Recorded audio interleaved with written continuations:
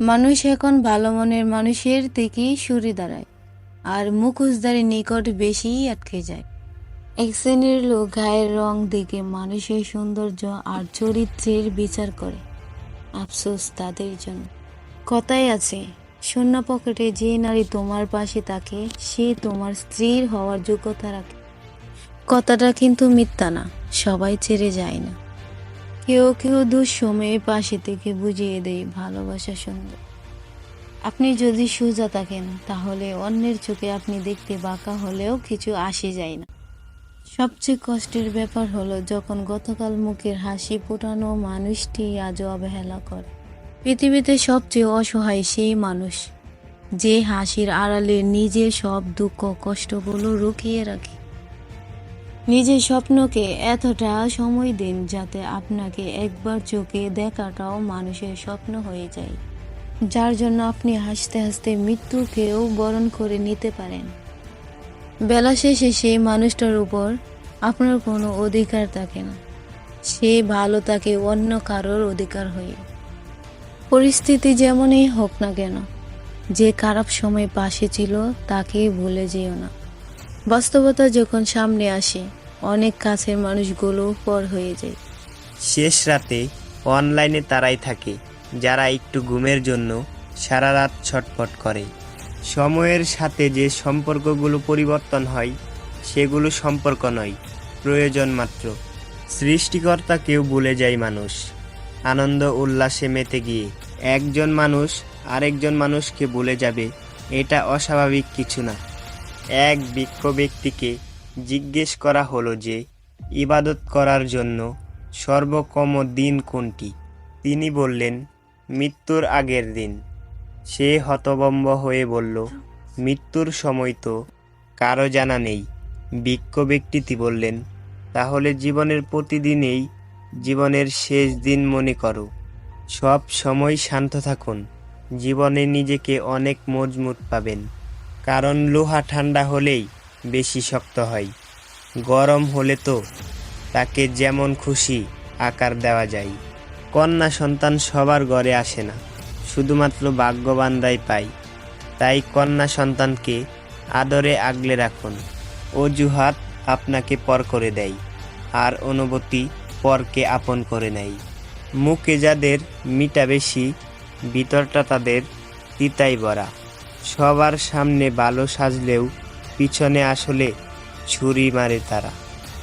সঠিক সংখ্যা ছাড়া যেমন শূন্যস্থান পূরণ হয় না, তেমনি সঠিক মানুষ ছাড়াও জীবনে ভালো থাকা যায় না। মানুষ যখন মানসিকভাবে শেষ হতে থাকে, সে তখন একা থাকার পথ অবলম্বন করে।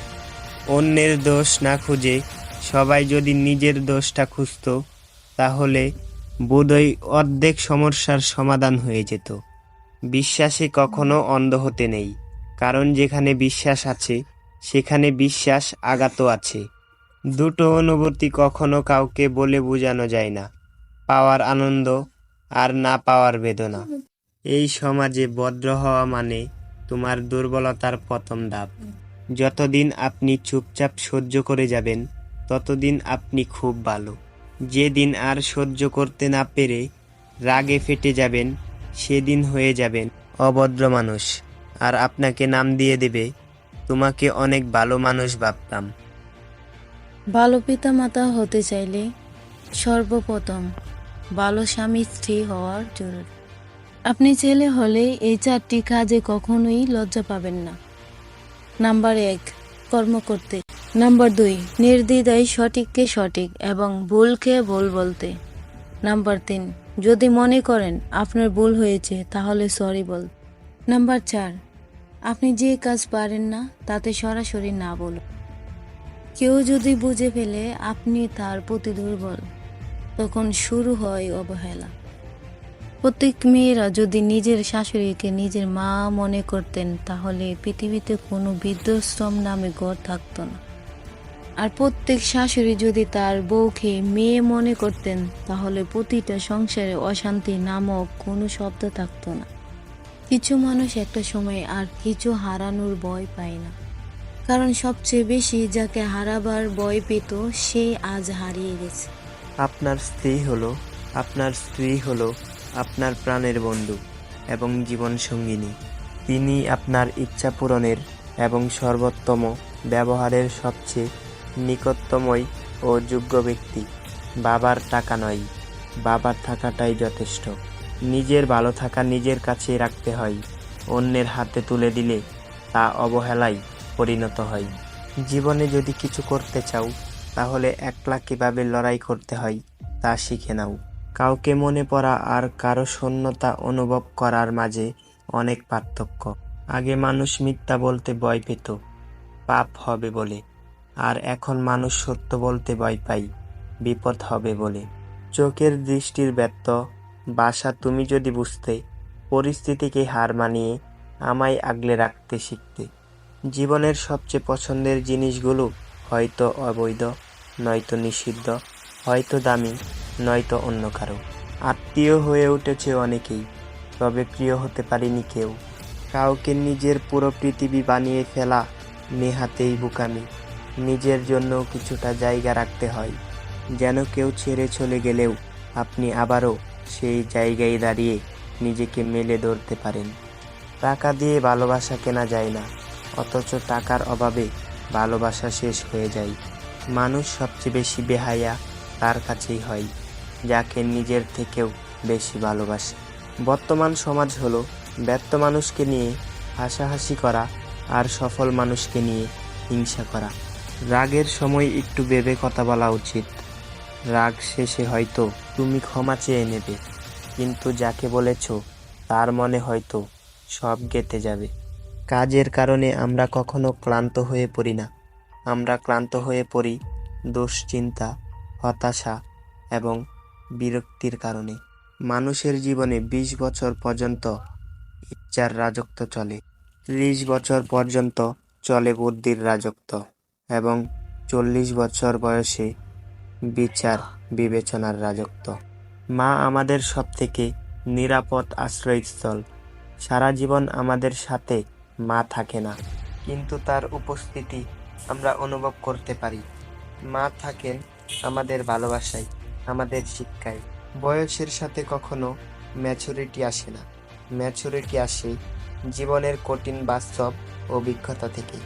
যে তোমার প্রকৃত বন্ধু, সে তোমার সামনে তোমাকে পছাবে, কিন্তু তোমার পিছনে তোমার হয়েই পুরো পৃথিবীর সাথে লড়াই করবে। মানুষের বোঝার ক্ষমতা যত গভীর হয়, মানুষ তত নীরব হয়ে যায়। সফলতা তোমার থেকে 6টি জিনিস চাই: পরিশ্রম, ত্যাগ, সংঘর্ষণ, জেদ, ধৈর্য ও বিশ্বাস। কষ্ট লুকানোর এই খেলায় বড্ড ক্লান্ত আমি। মাঝে মধ্যে ইচ্ছে হয় নিজেকেই লুকিয়ে ফেলি অজানাই। সময়ের সাথে সাথে সম্পর্ক বদলে ফেলা মানুষগুলো সাপের চেয়েও বিষাক্ত হয়। অভিমান হলো আগাছার মতো, ফসলের সাথেই হয়, অথচ মূল্যহীন। এই পৃথিবীতে প্রতিটা মানুষেরই কিছু না কিছু কষ্ট আছে, হয়তো কেউ প্রকাশ করে, আবার কেউ সেটাকে হাসির আড়ালে লুকিয়ে রাখে। সাদা চামড়ায় যদি সৌন্দর্য হতো, তবে আমরা কাফন দেখে ভয় পেতাম না। জীবন সুন্দর উপভোগ করতে পারলে নাটক সিনেমাও হার মানাবে, কারণ জীবনের কাহিনী নিয়েই তো নিয়মিত হয় সিনেমার কলকাহিনী। তাই বলে বাস্তবতা এড়িয়ে যাওয়া সম্ভব নয়, বাস্তবতা বড় কঠিন। এখানে আবেগের স্থান খুবই সীমিত। তাই শুধু আবেগ দিয়ে জীবন চলবে না, বুঝতে হবে বাস্তবতাও। কঠোর ফোনে বন্দি জীবন, কেউ রাখে না কারো খোঁজ। ভালোবাসা বা দুঃখ প্রকাশ করতে ইমোজি দিয়েই করে শোধ। আবেগ হলো মোমবাতির মতো, যা কিছুক্ষণ পরে নিভে যায়, আর বিবেক হলো সূর্যের মতো, যা কখনোই নেবে না।